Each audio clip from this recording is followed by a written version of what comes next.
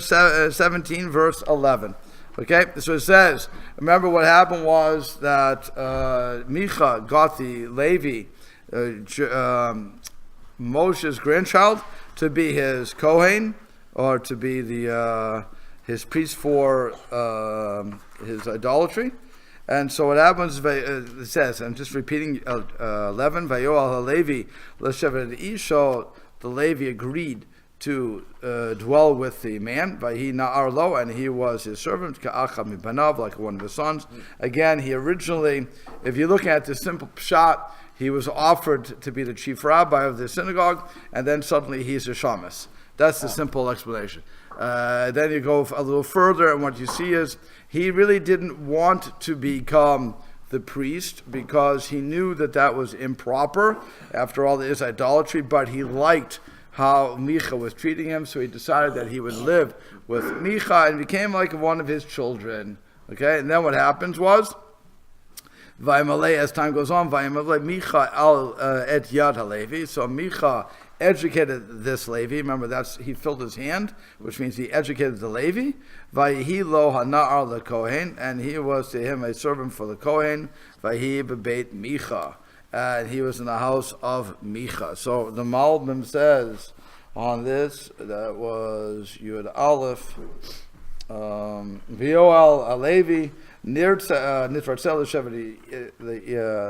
at Ishi, again, he was desirous to live with the man, which means Lo of the Kohen. He didn't want to be the father and the Kohen. Rak l'shevet beito esiyam. He just wanted to stay at the house. Vayina'ar kachem b'banav, and he ate by his table. And afterwards, because you're sitting there, so next to a rasha, next to a wicked person, he was pulled after him. So then what happens is Vayimalei Micha, Vayilo leKohen.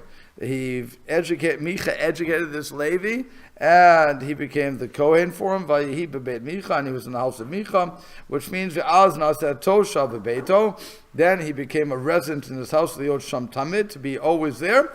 Kiad Ata, until now, Hayasham Rak Lefi Ashah. He was only there for a little while. Micha Natan al Zeh Shevach Lipasel. And for this, now he was staying for a long time. So, or as a permanent guy, apparently they signed the contract. So Micha gave praise to his God, to his idol, as it says in verse 13. Micha said, Ataya dati, now I know, ki yetiv Hashem li, that God is good with me. Ki haya li halevi lechohen, because now I have a Levi to be the priest. In other words, everything is good. Until then, I had my son.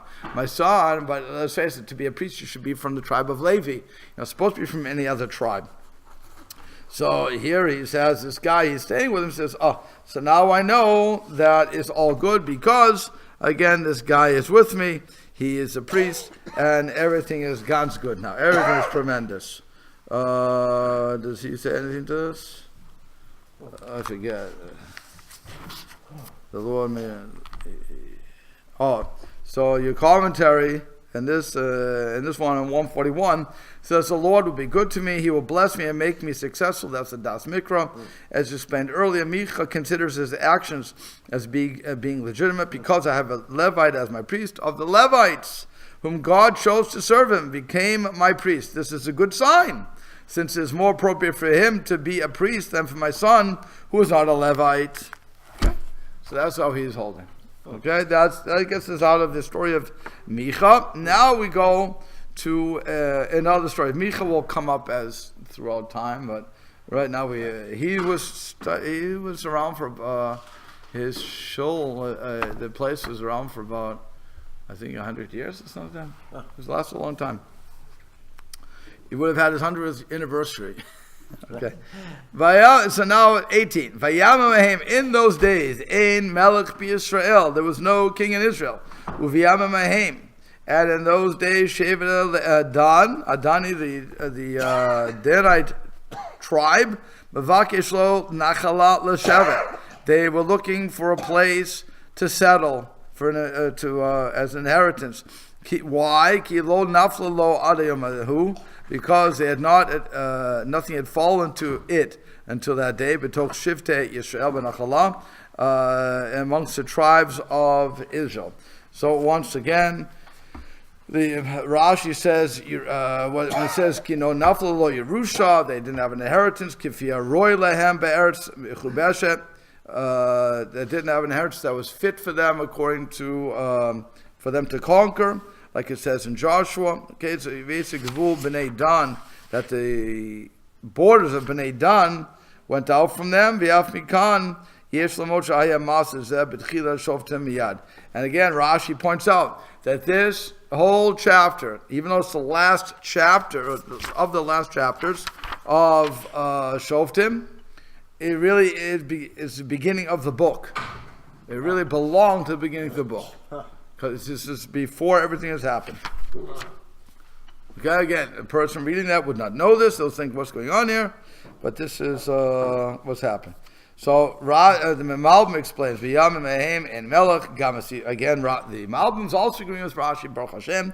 Gamasipo sheyavo po. Also, this story that is coming here, ayesibato mitzad she'en melech ot seba'am.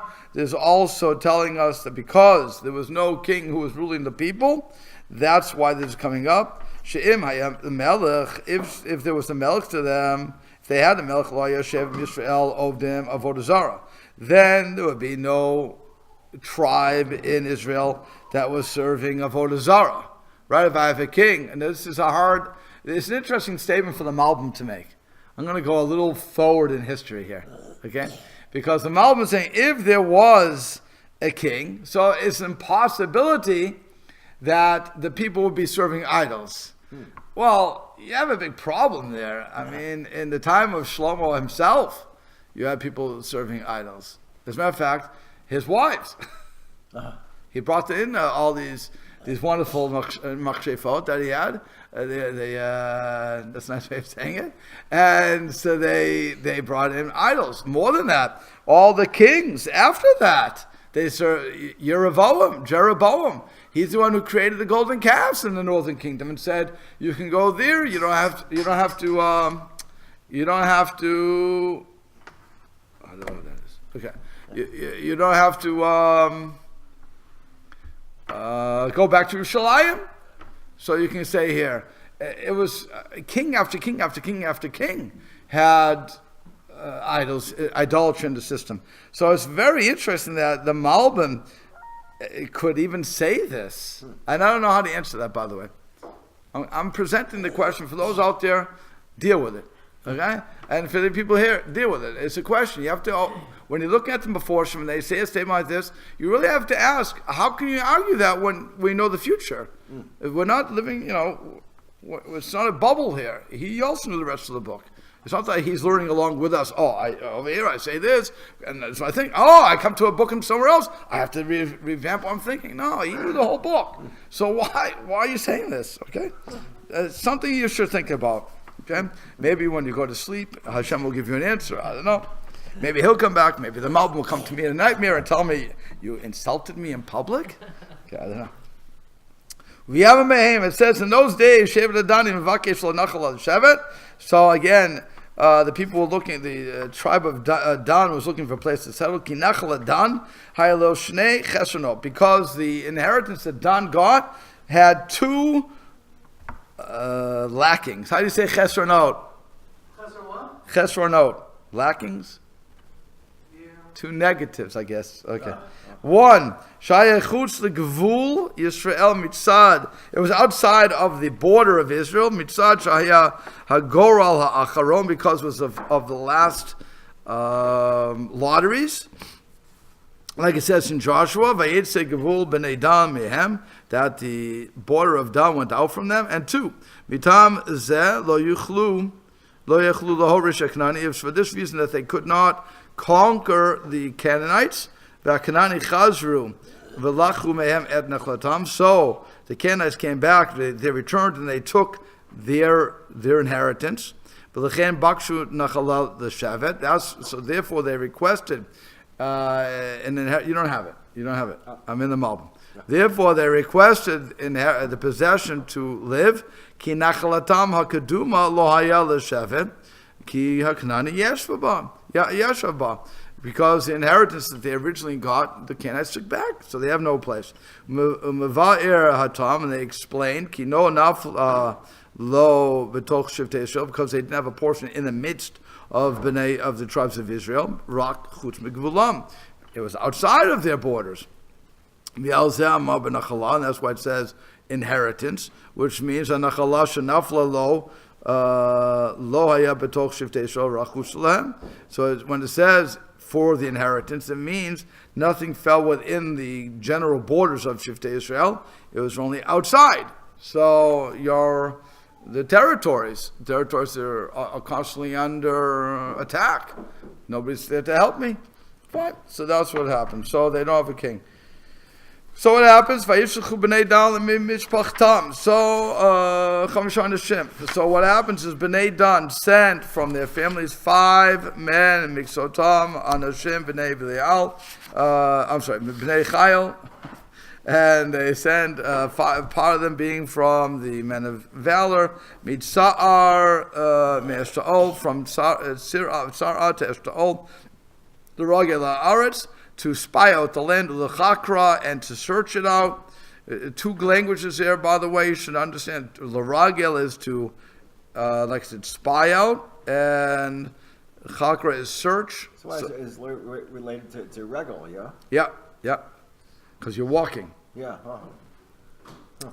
And they said to them, Bnei Dan said to their 5 spies, L'chu chikru ha'aretz, go and search out the land.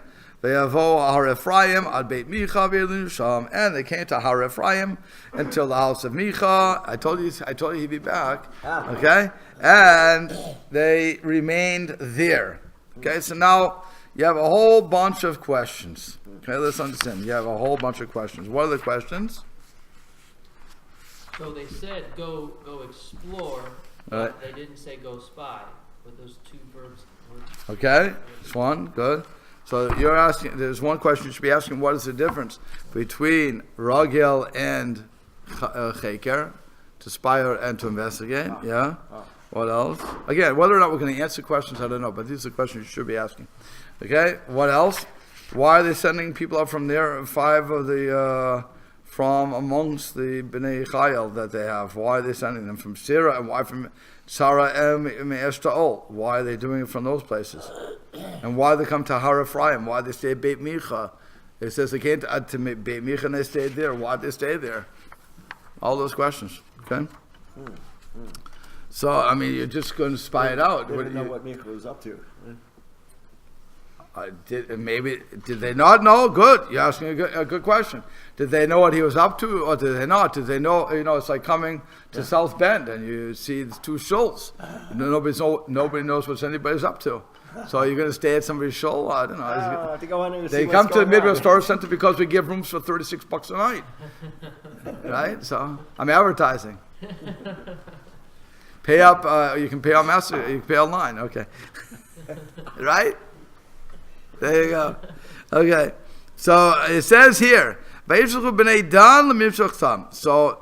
Dan sent from the families. Muvua etzli b'parshat Torah.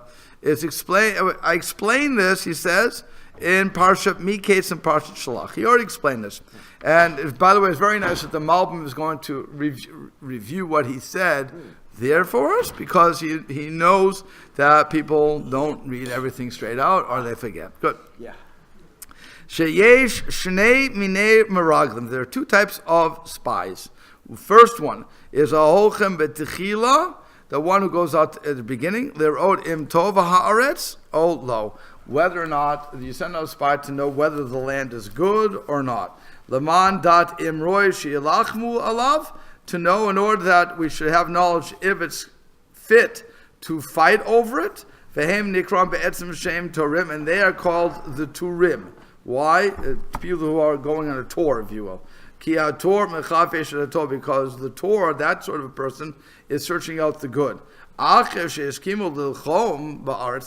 decided that they should fight for the land, they again send out spies. They wrote at Irvad Ha'aretz to see the nakedness of the land. In other words, where the land is can be taken over. Me'ez et sad kal lechavsha, which is the easiest place to take over. Ve'elu nikraim maraglim, and these are called maraglim. These are the spies. Because the maragel, as compared to the Tor, well, those two words again, Tor and maragel. So the Tor looking for something good, the maragel is searching for something bad or lacking. And there's a distinction between them. In the beginning, when they sent these Torim, again, they were looking for the good. They would send one from every tribe, or from every family. Because one Shevet will not rely upon the other Shevet. In other words, if Shevet Dan is going with Shevet Naphtali, so when Naphtali is saying what they want, Dan doesn't necessarily listen. Because why? Well, what's the logical reason for not?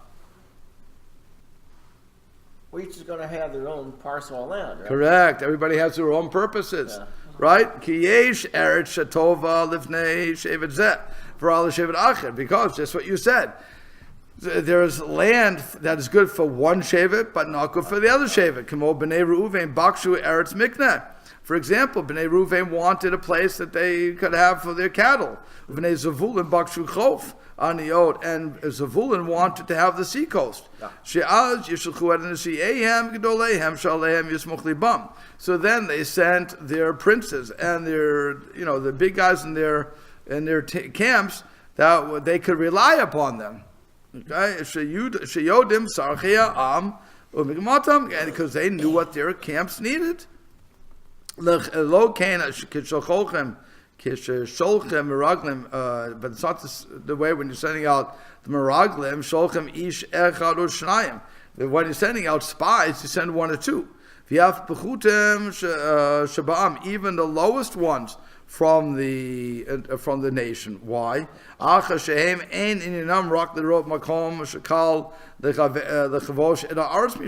all you need to do for these guys is to find out the most penetrable place to attack.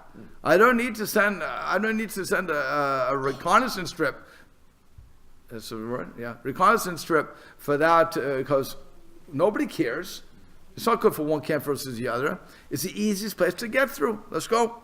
Okay. Yesh od evdil acher. There's also another distinction. Shem sholchem meraglim bocharim v'anshei chayil v'giborim. That if they would send these meraglim, who were the first guys, the men of valor and strong, and they went to spy out, again, looking for the penetrable places, in a place that was fortified or that had armies, shebekal yakiru sham shehem meraglim. So then, because the men of valor, the people who are on watch are going to notice them, because they're trained army. You recognize trained army. So at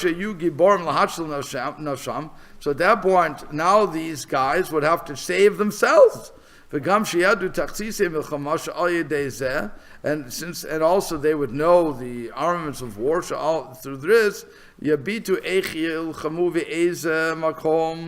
And so they would see how to fight, how they're going to fight, and from which place. So in other words, the enemy would see where we're going to attack, because they see the people there.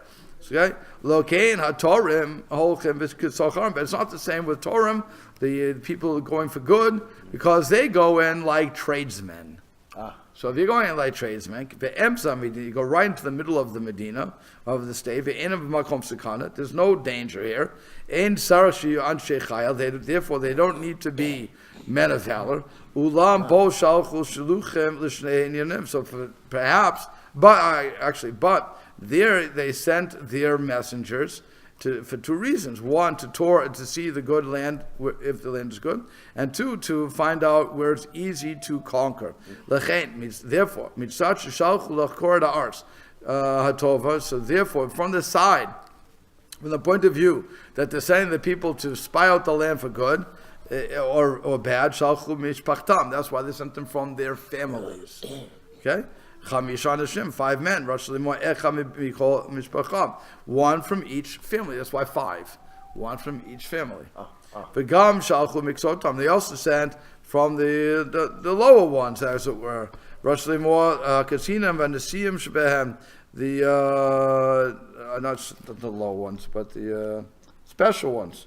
The special ones, sorry, that's what it is. From the leaders of the camps that were there. So then it goes. Mitzat Shalch L'Ragel Gam Kein Bachru Anshe Chayil. And since they sent them to spy out the land, they also sent men of valor. Because they sent for two reasons: one, to spy out the land, and two, to search it out. What does searching out mean? Searching out, investigating means to know if it's good or bad. And all this, since it was after this first sending, Amru Lehem, that's when they said, Chakru, Lechu Chakru.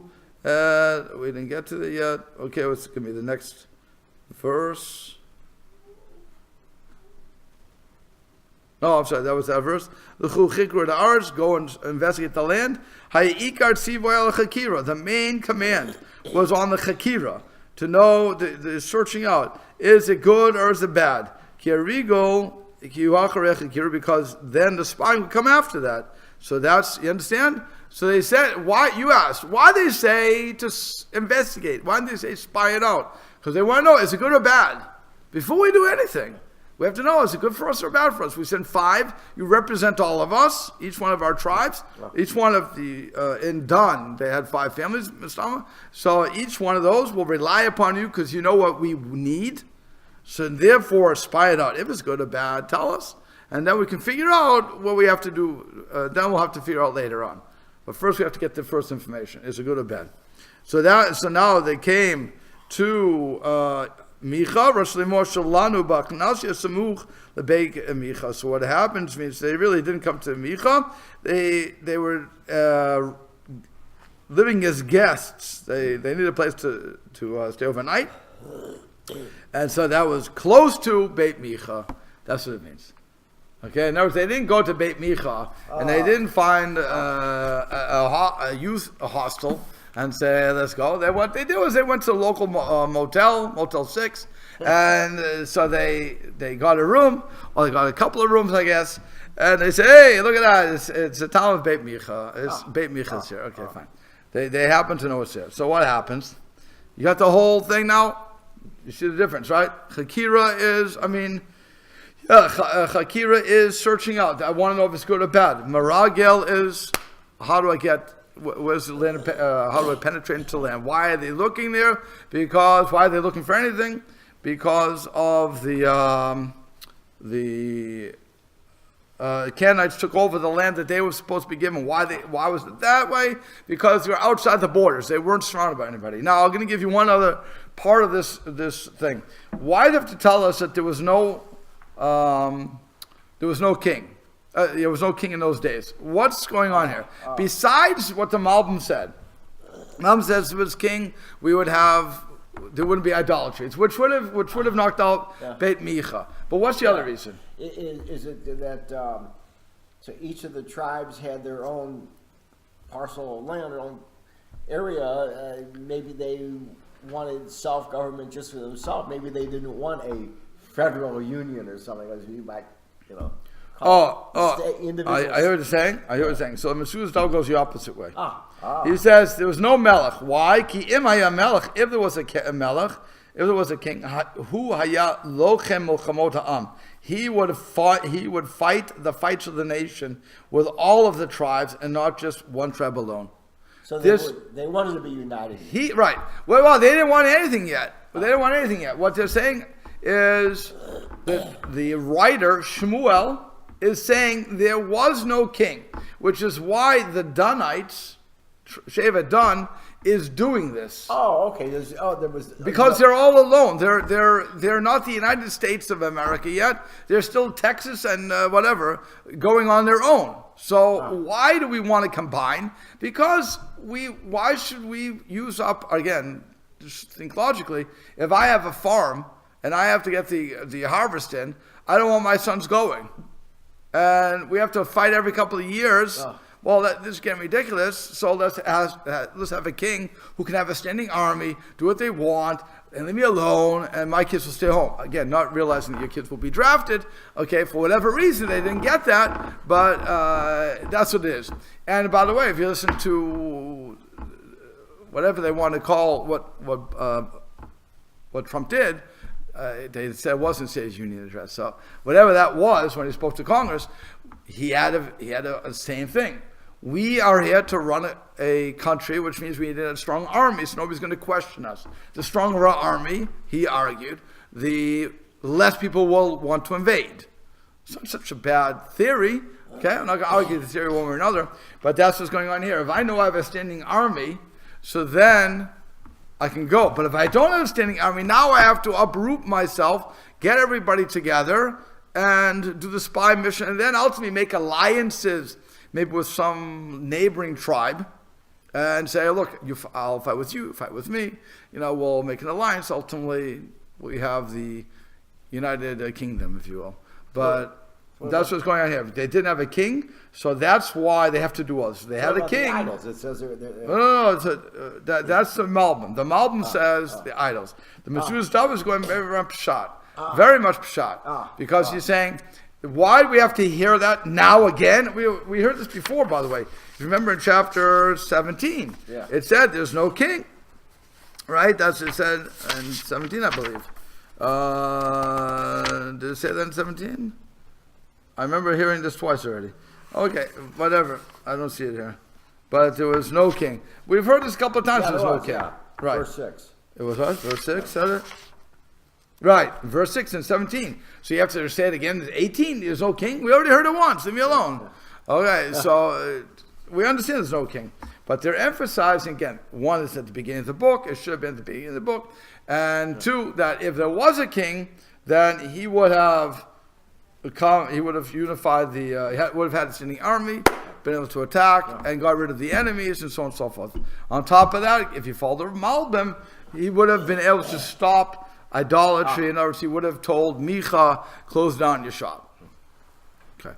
I don't really know if that's true or not. Again, I have my problems with that, but it is what it is. And the truth is, we'll have to stop there. Okay. That's the whole thing.